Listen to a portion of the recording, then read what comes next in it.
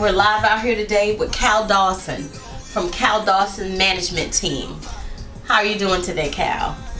I'm doing good. I'm doing like gravy. So glad you could be here with us today. First, we want to start off by asking you, where are you from originally? I'm from Southside Jamaica, Queens, New York. Everyone knows of you as being the former president of Murder Inc. Records. Also, during that time span, a tragedy occurred with you and 50 Cent, where you guys were gunned down. Can you tell us a little bit about that? Sure.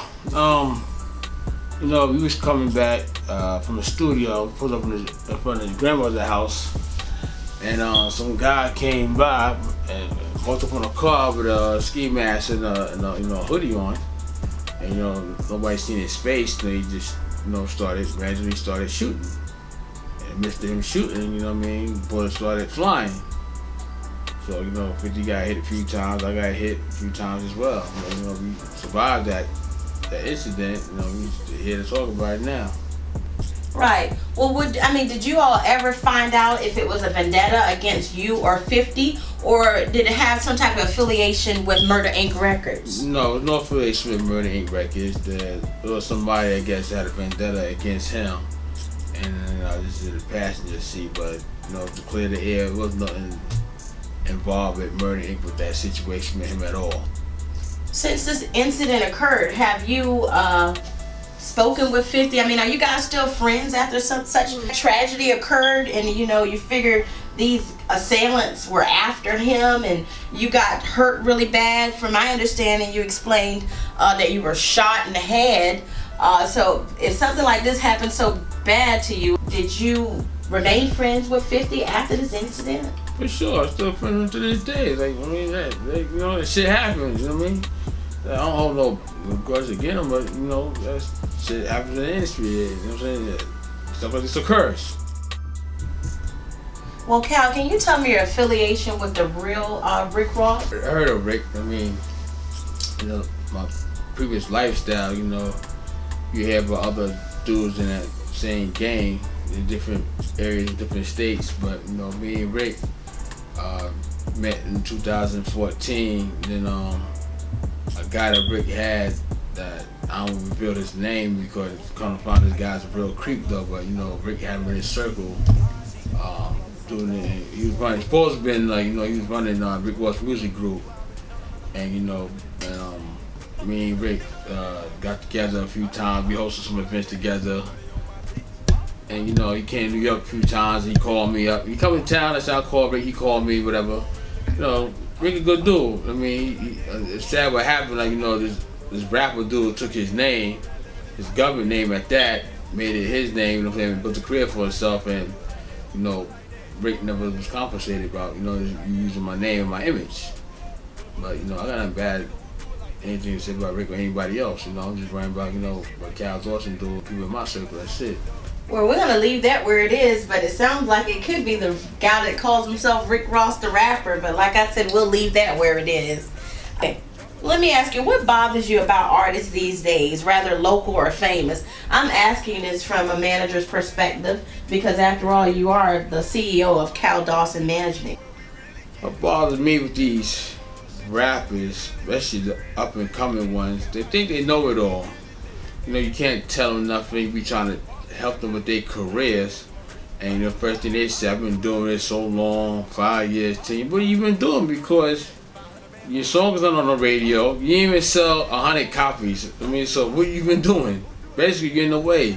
See, some of these artists are chasing careers they don't even have. You don't need to be rappers, just stick to a regular 9-to-5 job. Game made for everybody.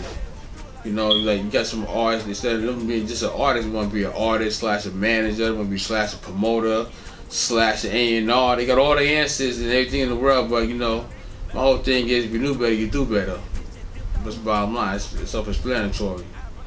Okay. Well, let me ask you, all of your artists that you have on your team, are they all from your area in New York, or you have some from other parts of the United States? Of course. I got some from Denver, Colorado, Cleveland, Ohio, Atlanta, Georgia. I don't just stick to one area because I'm from New York City, so everybody do gotta be from New York City. I don't care where you from. You serious? Is what you want to do? you want my assistance, I'll help you. It's bottom line, like, I mean, I don't care if you're from South Dakota. You got something I see worthwhile, interested in helping you, and you could be a next potential superstar, then I'm gonna help you. Do what I could do. I can't promise you a record deal, but make sure that we give you the proper exposure that you need for your career. Well, Kal, the talk on social media is that you were using one of Floyd Mayweather's cars in one of your artist videos. Is that true? And which artist is it? Danny Belair. He's Haitian, and he has a song called Cherry Ferrari. Okay. And I was going to get a guy calls himself Victor, I am the plug, on Instagram. He was going around saying that he the plug the exotic cars. I reached out to him for to rent an exotic car, and come to find out he was fugazi. He probably a dope fiend or crackhead, some shit like that. And I sent the cocksucker $200 too. And I guess he calling himself beating me because I went way from New York to Teterboro, New Jersey, to the spot where he supposedly told me he's gonna meet him at Saturday morning to go get the Ferrari, and he never showed up. So he is a clown, and he is what he is. That's a little bitch move he did. That 200, you know what I mean? Like, he stay in Connecticut somewhere, but that's a small world. When I catch him, I'm gonna fuck him up. But anyway, moving along, I got a relationship with Floyd Mayweather because we came to Charlotte for CIAA back in 2016. And I got contacted Floyd. He was like, "Yo, I got a red Ferrari." I said, "Yeah." He's like, "Yeah." So I got an artist got a song on Cherry Ferrari, and like, how can I rent your car? He was like, "Yo, just pay for it to get shipped from Vegas to New York, round trip, and you get no problem." So that's what happened, and we got the Ferrari in Southside Jamaica, Queens, and it worked out. Wonderful. Well, you must be a very good friend of Floyd. For him to trust you with his Ferrari. Car only cost $230,000. Like, it only cost $230,000, but we made it happen. From my understanding, you played a part in Power of Season 2. Can you tell us a little bit about what character you played in Power? Yeah, I played one of 50's workers. His son had drove him to the basketball courts when he got released from jail. And the conversation was that, he wanted to take back what was his because, him and Ghost was partners, and, 50 said that Ghost had him set up for him in jail. He held a grudge against him. And so that's how that season picked up. Started talking about, how you want to plot against, get rid of Ghost and, take back what was his. Okay.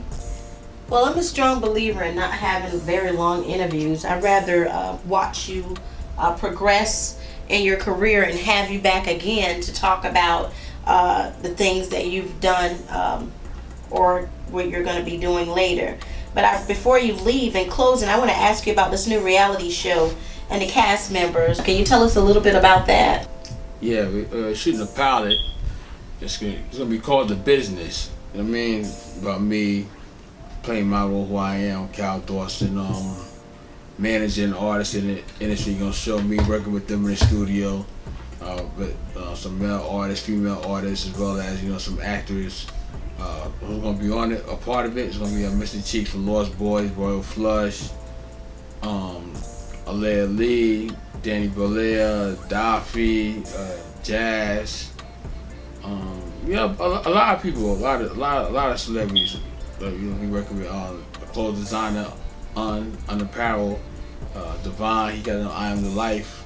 There's gonna be a lot of people participating in this pilot. I'm saying we're gonna shop it to. It's gonna be shot. They're probably gonna shop it to a major network and see who picks it up. Maybe get a bidding war, and take it from there.